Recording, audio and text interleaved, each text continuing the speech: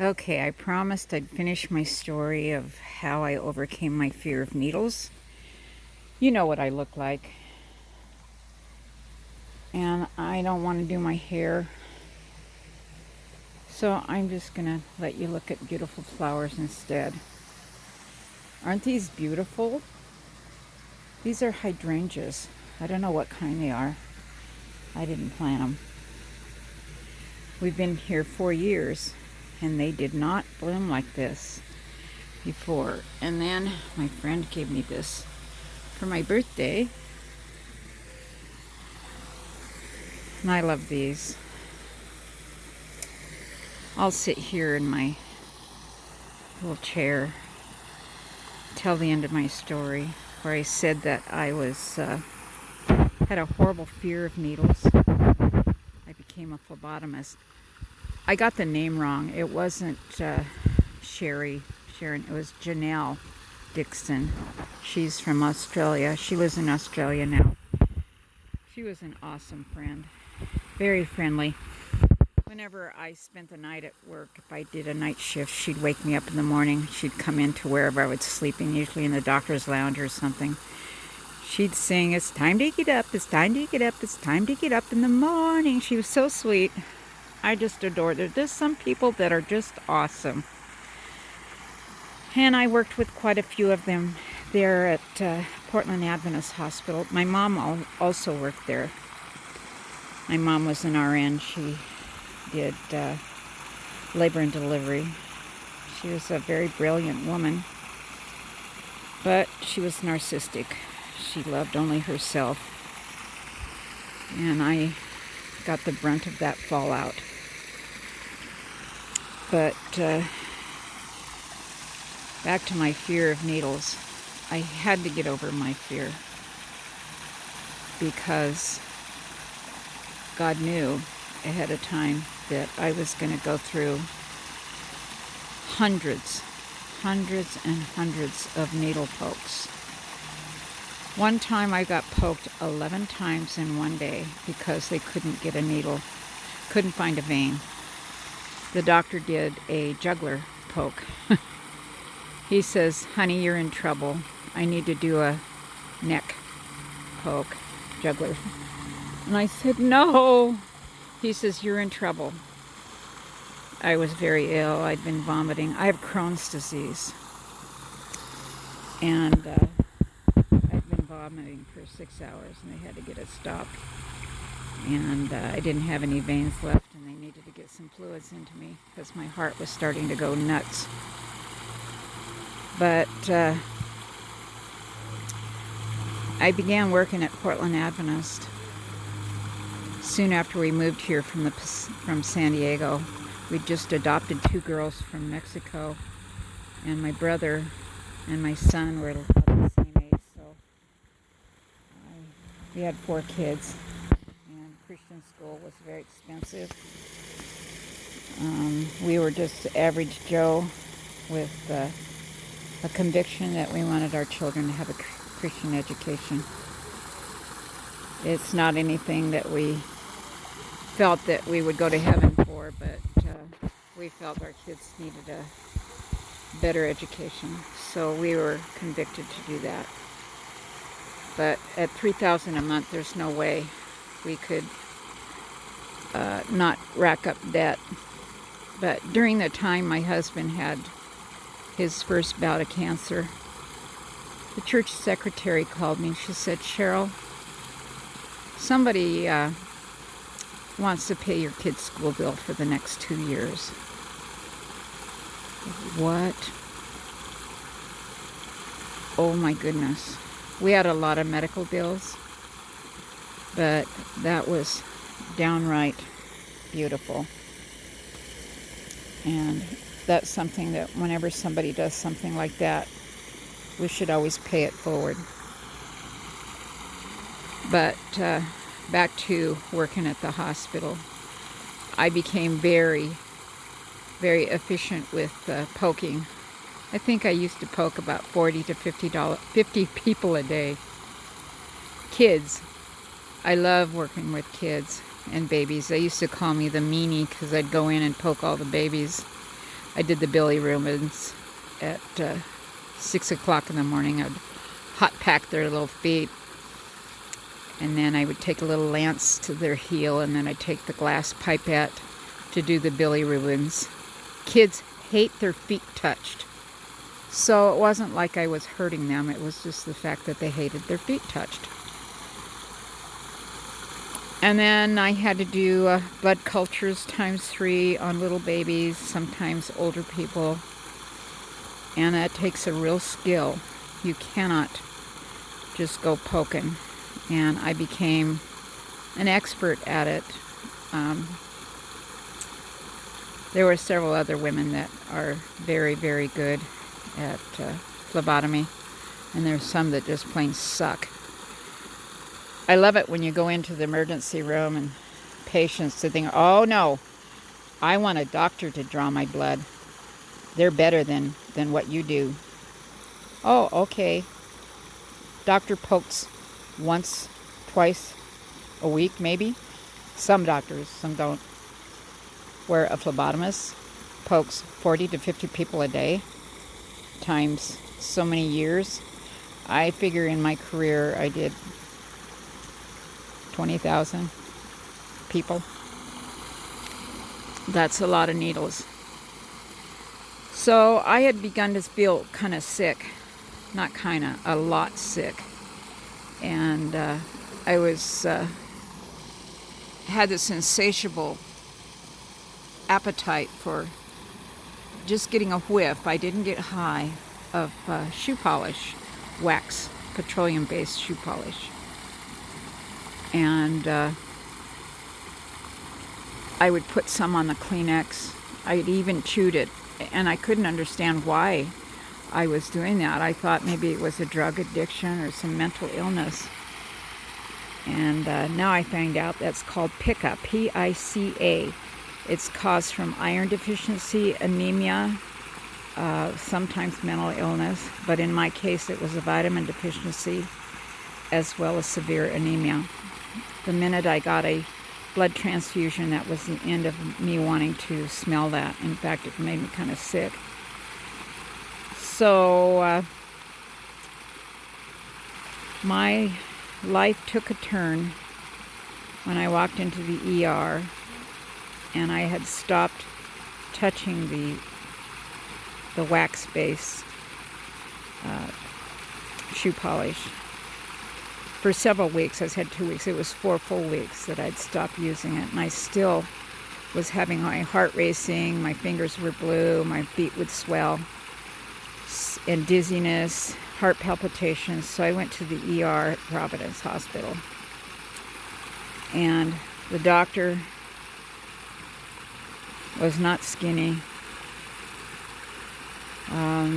She had a chip on her shoulder because her partner, another nurse there, were lovers, and just typical nasty person.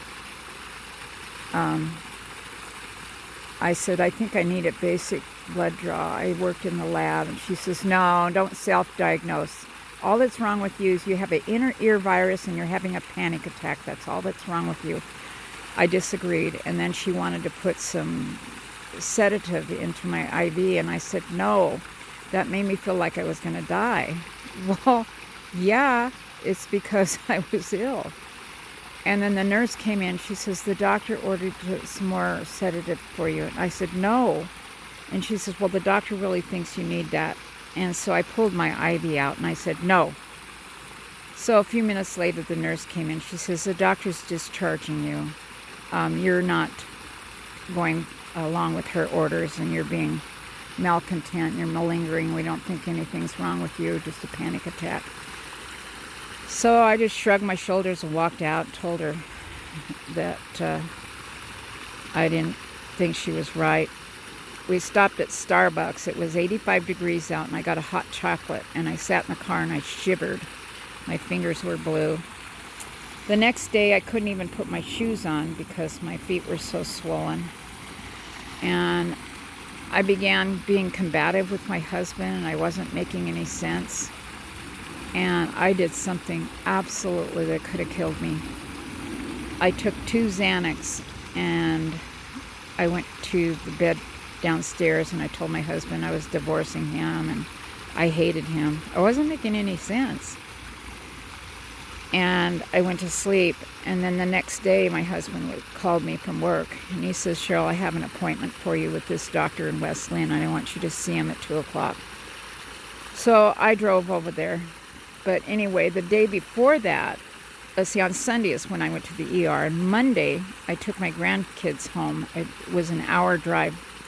And I pulled over 10 times to take a nap because I was so tired, so sleepy, I couldn't stay awake. And then after I dropped my grandkids off, I pulled over and I took a 10-minute nap. And then I fell asleep, and I crossed over 4 lanes of highway on TV Highway, which is an extremely busy road. But I dodged a bunch of cars, and I hit the gravel on the other side. I didn't hit anybody, thank God. And I woke up when my car hit the gravel. And I thought, oh my God, something's wrong. Anyway, it took me 2 hours to get home because I kept falling asleep, and I'd keep the window open, I'd slap my face and had the music going really loud. I didn't know why I was so sleepy. And then, so the next day is when my husband ordered me to go to the doctor. So I went to this doctor in West Lynn. He drew some blood, and he says, well, you look healthy, but see, I'm half Mexican, and my skin is kind of not dark. I don't have dark skin. My mom had porcelain white skin. She was beautiful, black hair. So I have a very nice tan. I never look pale, no matter what. So he drew my blood, and they said, well, we'll see what the results are. I'll call you tomorrow. So I got my car. Larry didn't have his cell phone that day, and he went on to work, and I started to drive home. I pulled over probably 20 times to take a nap, just 5 minutes. I got to the bottom of our hill, which is about a mile away from home. I pulled into a side road, and I took a 10-minute nap. Here I am only a half a mile or a block away from home, taking a nap at the bottom of our driveway. And then my phone rang. And they said, this is Dr. So-and-so. Is this Cheryl? And I said, yes. Where are you? And I says, well, I'm almost home. No, don't drive home. Pull over immediately. No, I'm almost home. No, stop your car. Please stop your car. You are in serious danger. You didn't fall asleep. You were fainting. That's what's wrong. Your hemoglobin is so low. You're almost dead. My hemoglobin was 5.1. 5. Normal for me is 14. So, no wonder I was sleepy. She says, we're going to send an ambulance to pick you up right now because it's deadly. And I says, I'll go home. And so I refused to listen to them. And I drove home. And my husband pulled in right behind me, and they took me to the hospital, where they put me in the hospital. They kept me there for a week, but I had blood transfusions and colonoscopies. They were trying to figure out what was causing my anemia. Well, this went on for 2.5 years. My hemoglobin would fall down just every other week. I'd get a hemoglobin. But anyway, I'd open my hands, and if it didn't flush back red, I knew that I needed a unit of blood. If it stayed white, you can see where the pink comes back. But anyway, I was getting a blood transfusion about every other week. So I had over 60 units of blood in 2.5 years. They could not figure out what was wrong with me. They checked me from top to bottom, and then I did a swallowable camera. I was the second person in the Pacific Northwest. There's a camera that's the size of a pill. Let me see if I can find it. So, as you can see, I overcame that fear of needles. And God made a way for me to handle that. And that was by being a phlebotomist. What better way to get over needle phobia? Because God knew ahead of time what was going to happen to me. Anyway, I went up to Seattle. I was the second person in the Pacific Northwest that had the swallowable pill camera. And I went to GastroDoc, Dr. Gannon in Bellevue. Swallowed the pill camera. It's a pretty big size pill, but you can swallow it with water. And then I had to wear a monitor, and then I was going to eliminate the pill camera. Would just flush it down the toilet. But I noticed I didn't see it because when you have Crohn's disease, you have diarrhea all the time. And I know it sounds kind of gross, but that's one of the things that happens when you have Crohn's disease. And I didn't see that camera, and I was convinced it was still in me. So I told my doctor, I says, that camera's, he says, no. But the camera didn't show anything because the battery died and it sat in your stomach and it didn't show anything. He says, the one time your digestion decided to stop was then, and then the camera died. So it was a waste of time. It didn't show anything, but for sure you eliminated it. I said, no, please give me an x-ray. So he gave me an x-ray, and I'm laying on the table for 45 minutes, and in walks my GastroDoc. He said, Cheryl, that camera's stuck in you, down in your lower small intestine. That means we have to operate. I says, well, good. Maybe you can figure out why I'm bleeding. He says, no, this isn't good. So I ended up having Dr. Ted Mackett. He used to be a teaching surgeon in Loma Linda, and he came up to Oregon to retire. Awesome doctor. I absolutely love him, and he saved my life. So he did a bowel resection on the very diseased section of small intestine. And then before he did surgery on me, he and his partner, Dr. Rippey, had special prayer. That's one thing that I appreciate at Portland Adventist is they pray over their patients. Not all the doctors, but Dr. Mackett and Dr. Rippey did. And they spent some time doing a bowel resection. And Dr. Mackett says, I'm not convinced this is where she's bleeding. I want to go searching. So Dr. Mackett and Rippey spent some more time going through every inch of my small upper intestine, my stomach, on the thoracic, outside below my heart, the jejunum and everything. And guess what? He found a baseball-size arteriovenous malformation, which is basically an aneurysm. And when he put it in his hands, it burst. So he was able to stop the bleeding. It was catastrophic bleeding because it was an artery and a vein, and you're born with them. Arteriovenous malformation. Most of them are in your brain, and usually by the time you're 45, they burst and it kills you. Some are in your spinal cord, and some are in your intestinal area.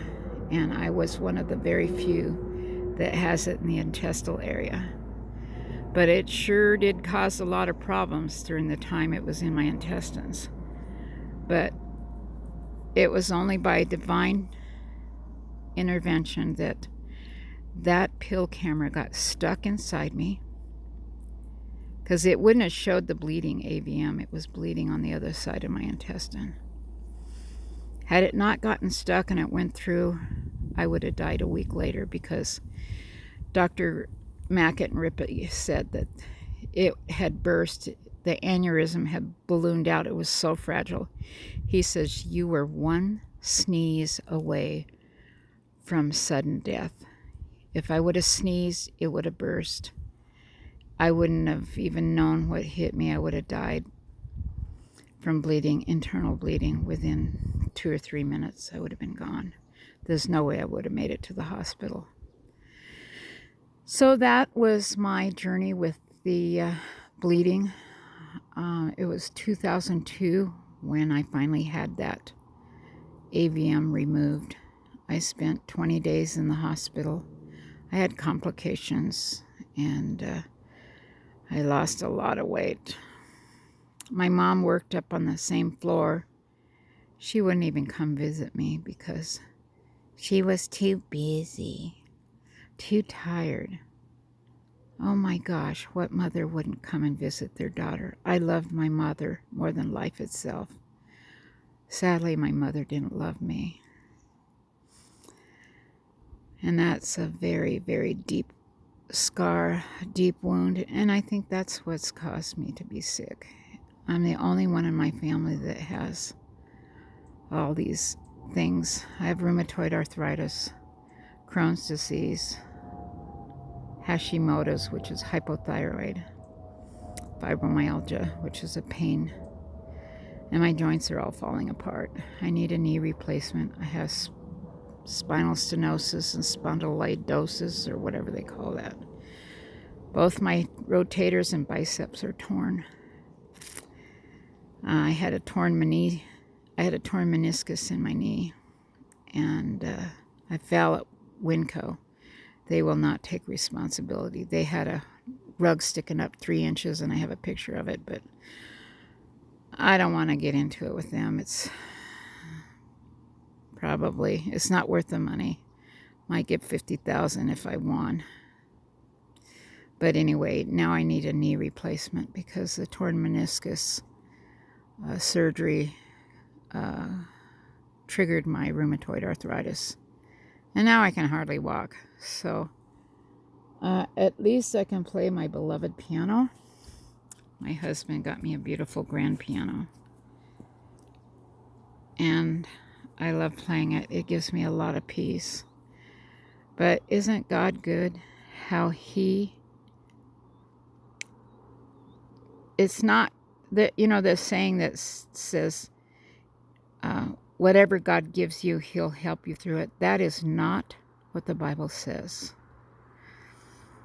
God doesn't give you these horrible things. But when you have these trials and tribulations, he will make a way for you to deal with it. And that's what he did with me, with helping me overcome my needle phobia. And but after I got the bowel resection, it was 2 bowel resections, so now I have short bowel syndrome, so I don't absorb much. So, and that's another story. Now I have vitamin deficiencies. My hair is falling out. Fatigue. I had neuropathy, but I started taking methyl B12 and vitamin D, and that's really helped me. Anyway, I will tell you more about this story another time. And that's my story about on my way home. That's the truth. That's my story, and I'm sticking to it. God bless you.